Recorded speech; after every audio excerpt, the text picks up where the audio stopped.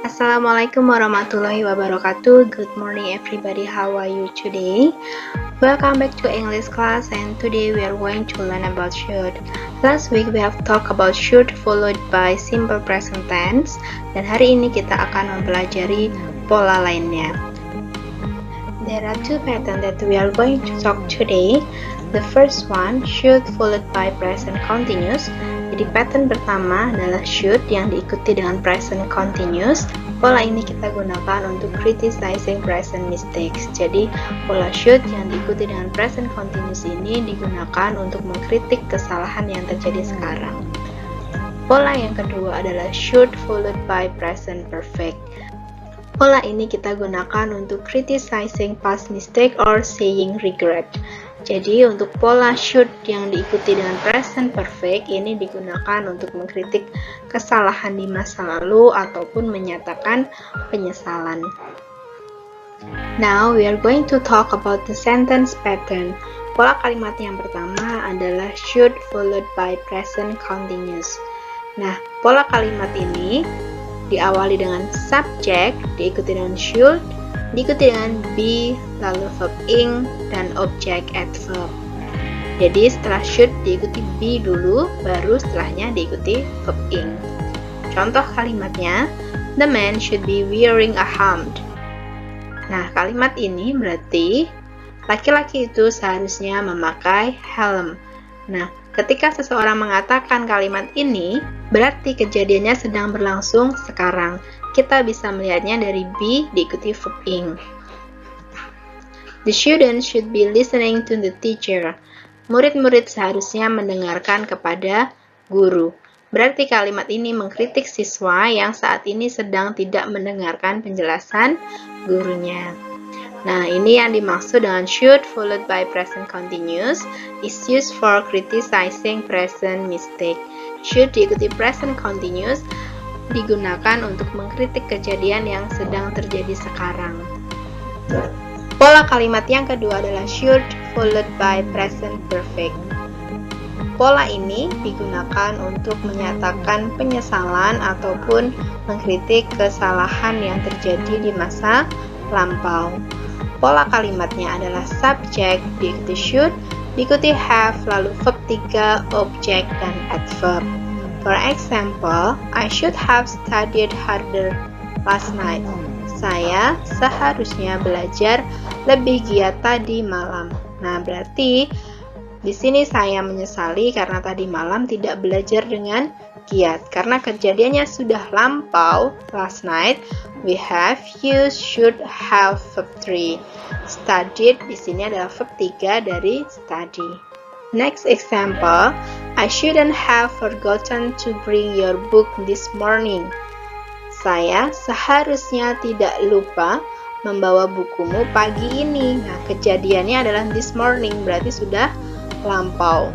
Nah, di sini berarti should diikuti have, diikuti verb 3. Forgotten di sini adalah verb 3 dari forget. Karena negatif berarti not-nya diletakkan setelah should.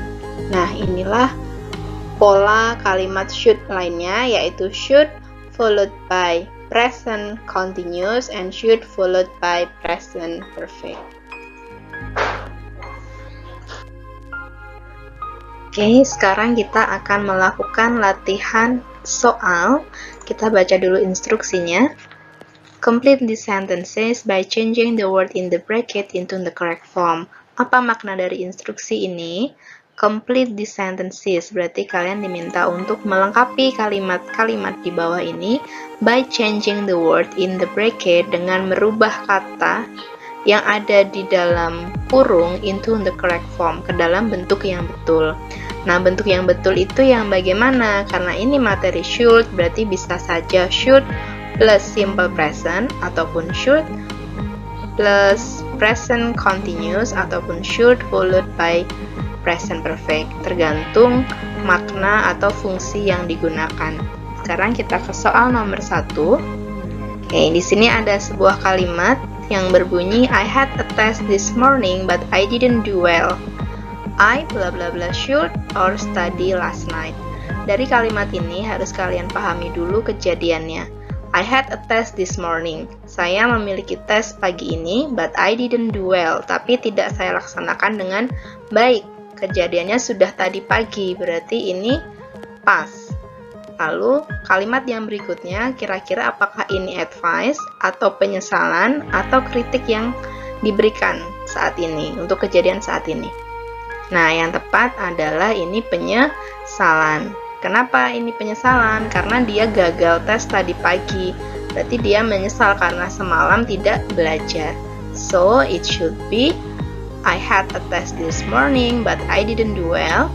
I should have studied last night. Berarti ini menggunakan should followed by present perfect. Soal yang kedua, Fatima has an English test this afternoon. She bla bla bla should study for the test right now. Nah, kita pahami dulu makna dari kalimat ini.